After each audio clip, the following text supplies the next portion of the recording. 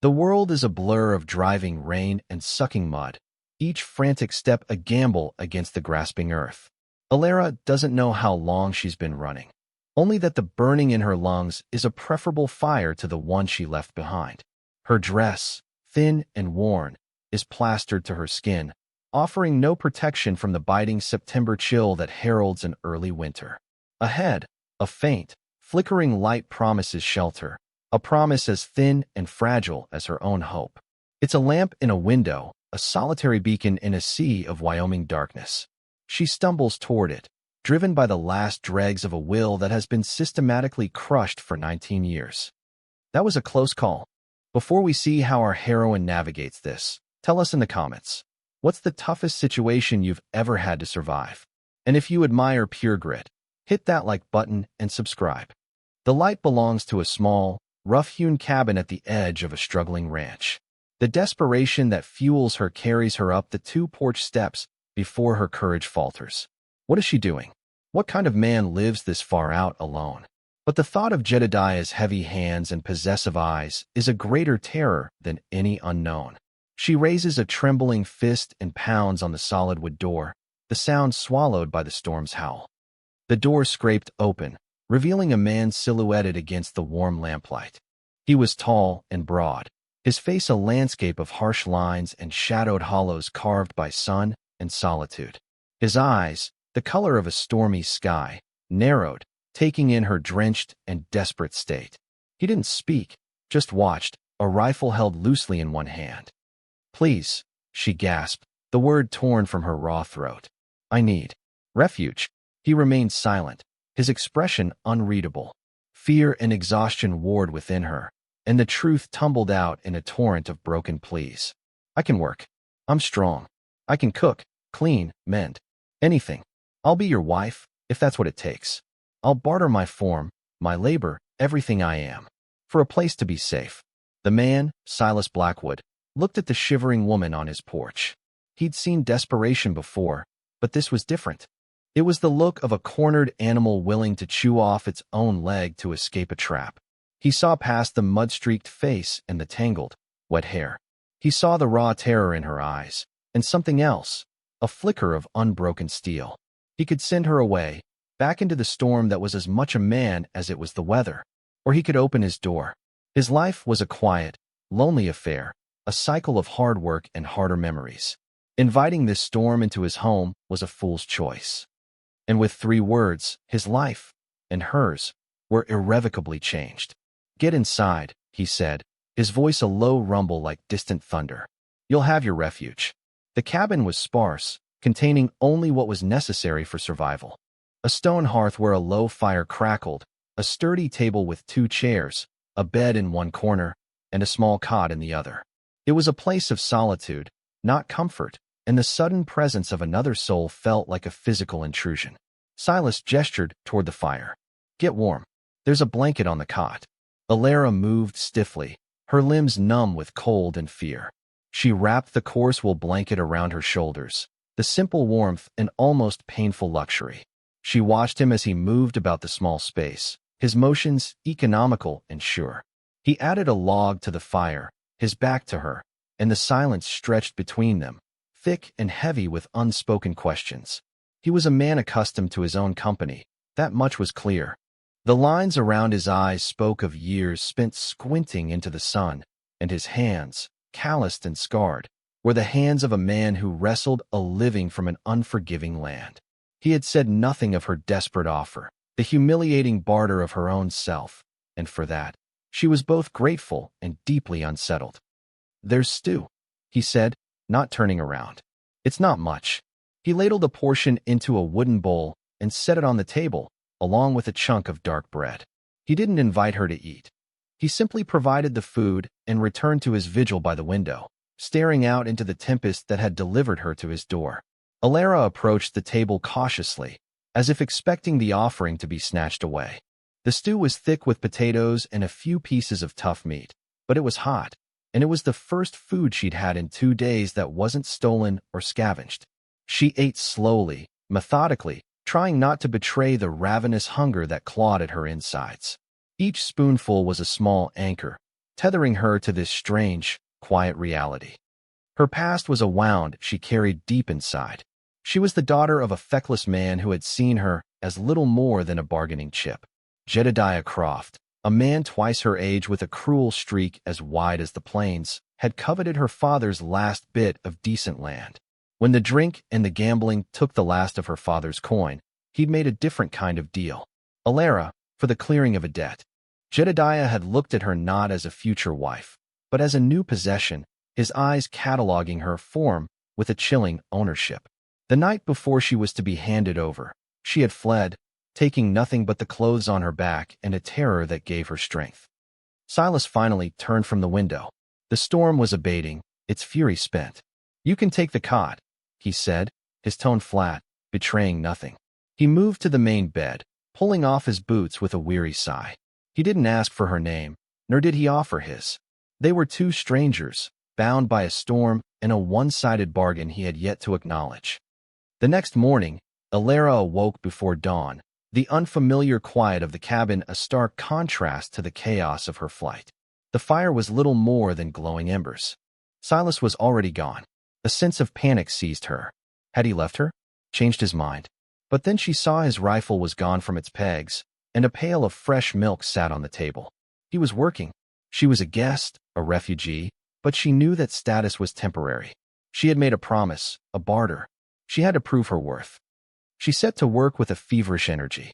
She coaxed the fire back to life, found the small store of flour and salt, and baked a crude but serviceable batch of biscuits. She scrubbed the wooden floor until her knuckles were raw, tidied the few possessions in the cabin, and put a pot of water on to heat. When Silas returned, the sun barely cresting the distant mountains, the cabin was warm and filled with the scent of baking bread and hot coffee. He stopped in the doorway, his expression unreadable as he took in the scene. He looked at the clean floor, the neat stack of mended shirts on his cot, the simple meal laid out on the table. He said nothing. He simply washed his hands in the basin, sat down, and ate the biscuits. He ate 3 of them, his gaze fixed on the table. When he was finished, he stood up. "The chickens need tending," he said. It wasn't a command, but a statement of fact. It was an offering of work, a test. "I can do that," she replied, her voice quiet but steady.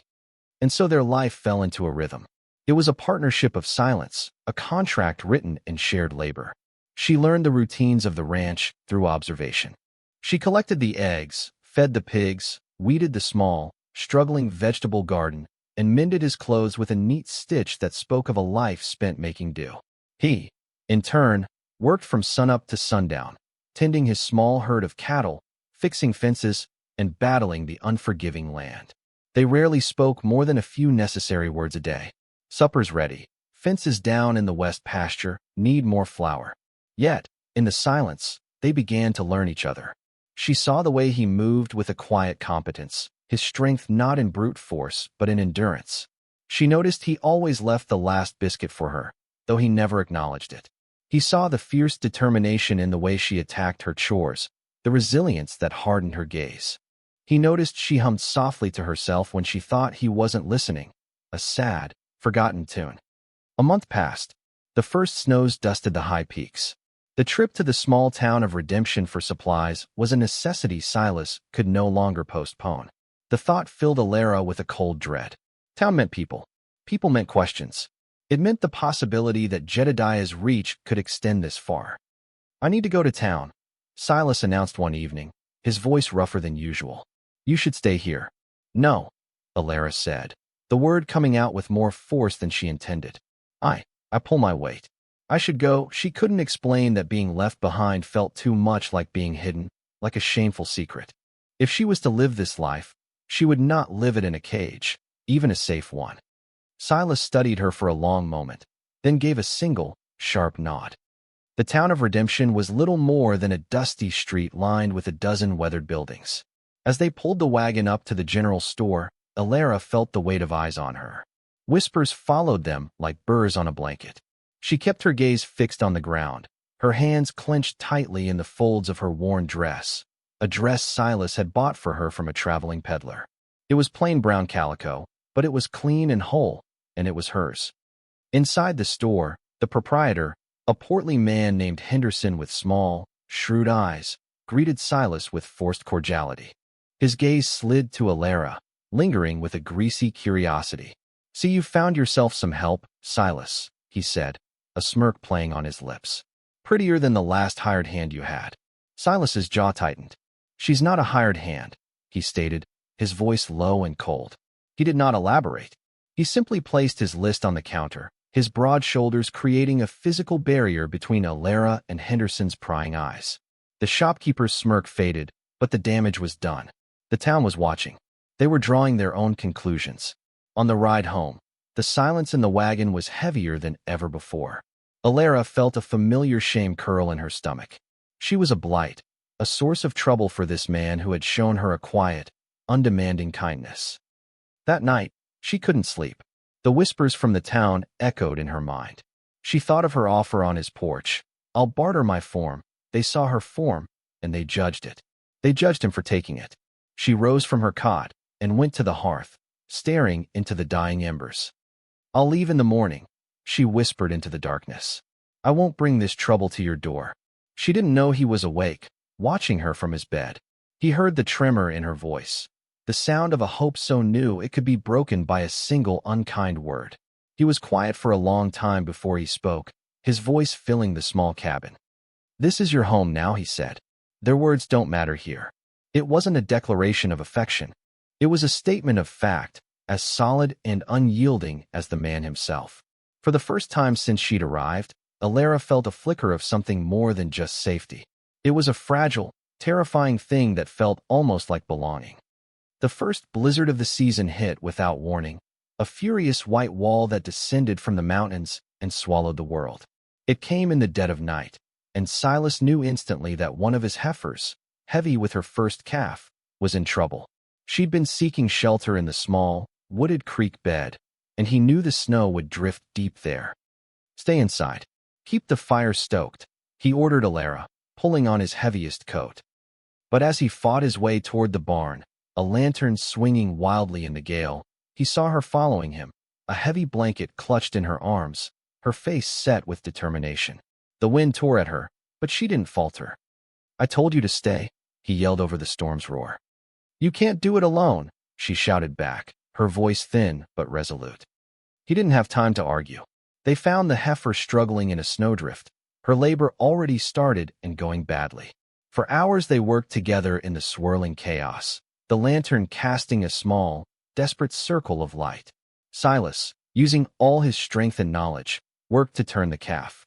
Alara was there at his side, speaking softly to the distressed animal, packing snow away, holding the lantern steady despite her frozen fingers. Her presence was a silent, unwavering support. Finally, with a last, great effort, the calf was born, small and steaming in the frigid air. It was weak, barely breathing. Without a word, Alara wrapped the newborn in the blanket she'd carried, rubbing its slick body vigorously to stimulate its breath. She tucked it close, shielding it from the wind with her own body, whispering to it. Slowly, miraculously, the calf began to shiver and then kick, its life force kindled by her stubborn warmth. They managed to get the mother and calf back to the relative warmth of the barn. Exhausted, soaked, and freezing, they collapsed onto a pile of clean hay, the sounds of the storm and the mother cow's lowing filling the space around them. Silas looked at Alara. Her hair was laced with snow, her face smudged with dirt, her hands red and raw from the cold. He had never seen anyone more beautiful. In that moment, she was not a refugee or a burden. She was a partner. She was strength. "You did good, Alara," he said, the use of her name a significant breach of their unspoken rules. "We couldn't have done it without you." A small, genuine smile touched her lips for the first time since he'd met her. It transformed her face, chasing away the shadows of fear and hardship. "Its name should be Storm," she said softly. He nodded. "Storm," he agreed. The blizzard raged for 2 more days, trapping them in the small cabin. But the space no longer felt constrained. The silence was different now, filled not with awkwardness, but with a shared understanding. They talked more in those 2 days than they had in the previous 2 months. He told her about his parents, who had built this ranch from nothing and were buried on the small hill behind the cabin.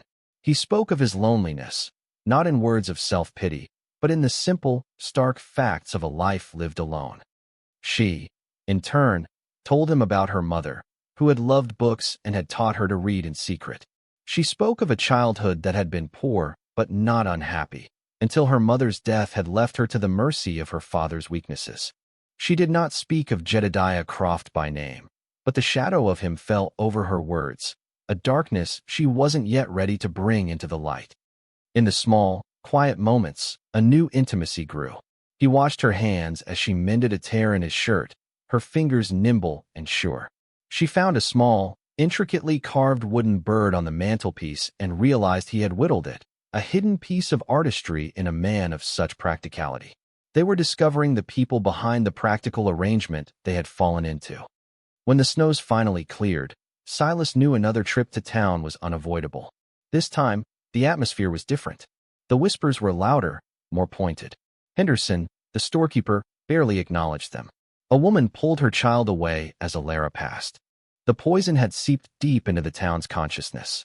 As they were loading their supplies into the wagon, a man stepped out of the saloon, blocking their path. He was large and florid, dressed in clothes too fine for the dusty town. His eyes were small and cruel. Alara froze. It was Jedediah Croft. Well, Jedediah said, his voice a smug drawl. Look what the storm blew in. I heard you'd run off with some backwoods hermit, girl. Looks like the rumors were true. Silas moved to stand slightly in front of Alara, his body a silent shield. She's with me, he said, his voice dangerously quiet. You have no business here. Jedediah laughed, a harsh, unpleasant sound. Oh, I think I do. I have a contract. Signed and sealed by her father. She's my property.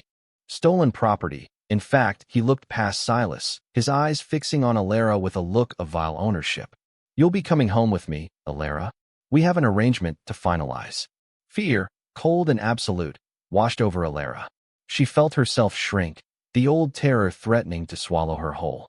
But then she felt the heat of Silas's presence beside her, solid and unmoving. He didn't look at Jedediah. He looked at the town sheriff, who had emerged from his office to watch the unfolding scene. This is my ranch, my business, Silas said, his voice carrying in the sudden silence of the street. This man is trespassing on my time. We're leaving. He took the horse's reins and clicked his tongue, urging the animal forward. Jedediah, surprised by the lack of a direct confrontation, was forced to step aside as the wagon rolled past. But his final words followed them down the street. This ain't over, Blackwood. The law is on my side. The ride back to the ranch was a long, tense journey through a landscape that suddenly felt less like a sanctuary and more like a temporary hiding place. The peace they had built was fragile, and Jedediah Croft was a hammer poised to shatter it. Alara was consumed by guilt. She had brought this danger, this ugliness, into Silas's quiet life. He had offered her refuge, and she had repaid him by putting him in the path of a man like Croft. That evening, the silence returned, but it was the old silence, the one born of fear and uncertainty. Alara couldn't eat. She paced the small cabin, her hands twisting in her apron. She had to leave. It was the only way to protect him. She owed him that much. She turned to tell him, to say she would be gone by morning, but the look on his face stopped her. He was cleaning his rifle, his movements deliberate and methodical. There was no anger in his expression, only a grim, settled resolve. He won't take you, Silas said, as if she had spoken her fears aloud. This is your home. But he has a paper, she cried, the words tumbling out. My father. He sold me. In the eyes of the law, Jedediah is right. I am his property. No person is property, Silas countered, his voice a low growl. He set the rifle aside and finally looked at her, his stormy eyes holding hers. He has a piece of paper. I have you. The land and the law out here. They're not always the same thing. But his words, meant to comfort, only highlighted the danger. Silas was a good man, a strong man, but he was one man against the so-called law Jedediah could bring to bear. The weight of her past was a debt that was finally coming due, and she feared it would be paid with Silas's safety, perhaps even his life. She began to see the trap closing around them. Jedediah wouldn't just come for her.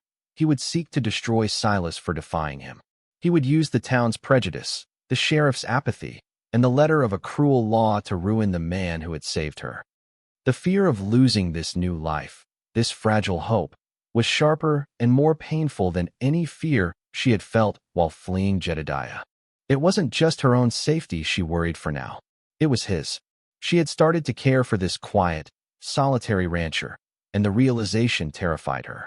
Love, she was beginning to understand, was a vulnerability she couldn't afford.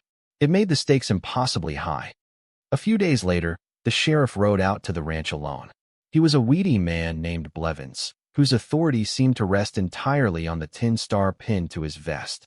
He dismounted, avoiding Silas's direct gaze. "Silas," he began, twisting the brim of his hat in his hands. "Jedediah Croft came to see me. He showed me the contract. It looks legal. He's demanding the return of his betrothed." "She is not his betrothed," Silas stated, his voice flat and hard as granite. "Be that as it may," Blevins said, finally looking up, his expression a mixture of apology and impatience. "He's a man of some influence. He's talking about suing for damages, for theft. He's got Henderson and a few others stirred up. It's causing trouble. You need to send the girl back." Alara, who had been listening from the cabin doorway, felt the blood drain from her face. It was happening. The walls were closing in. "No," Silas said. The word was absolute. The sheriff sighed, exasperated. "Silas, don't be a fool. You can't win this. He's within his rights. I'm giving you 2 days to comply. After that, I'll have to come back with a warrant and a posse. Don't make me do that." He mounted his horse and rode away, leaving a cloud of dust and a heavy sentence of dread hanging in the air. The moment he was gone, Alara stepped out onto the porch. The fight had gone out of her, replaced by a dull, aching resignation. "He's right, Silas. You have to let me go.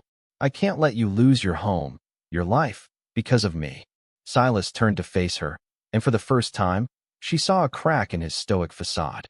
There was a raw emotion in his eyes, a fierce, protective fire that startled her. "Lose my home," he said, his voice rough. "This was just a place, Alara. A piece of land. It didn't become a home until you were in it." The confession hung between them, stunning and powerful. He took a step closer, his gaze searching hers. "He can't take what doesn't belong to him," he said, his voice softening. "But the sheriff is right about one thing. That paper gives him a claim. We need a stronger 1 inch." He reached out and gently took her hand. His touch was hesitant, his calloused fingers surprisingly gentle against her skin. "Jedediah Croft cannot lay claim to another man's wife." Alara's breath caught in her throat. The word hung in the air, wife. It was the same word she had thrown at him in desperation on that first night, a word she had used as a bargaining chip.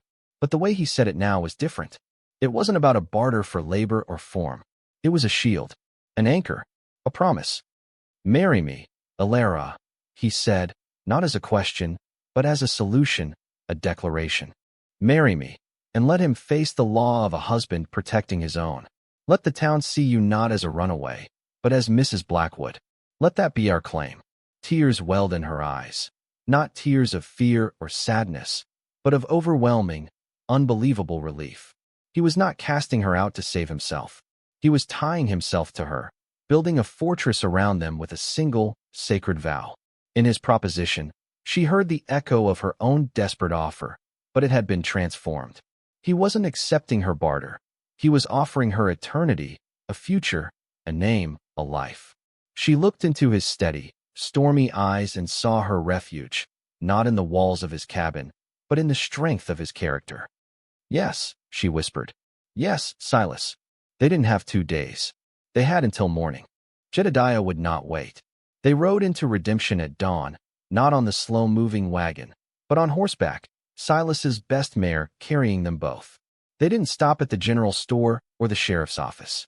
They went straight to the small, clapboard church at the end of the street, where the circuit preacher, Reverend Miller, was known to stay when passing through. As expected, news of their arrival spread like wildfire. By the time the elderly preacher, roused from his breakfast, met them on the church steps, a small crowd had gathered. Sheriff Blevins was there, as was Henderson, and at the back of the crowd, a smug, confident Jedediah Croft. "Reverend," Silas said, his voice calm and clear, carrying over the morning air. "We've come to be married." A murmur went through the crowd. Jedediah pushed his way to the front, his face turning a blotchy red. You can't do this. She is promised to me. I have a contract. He waved the piece of paper in his hand like a banner.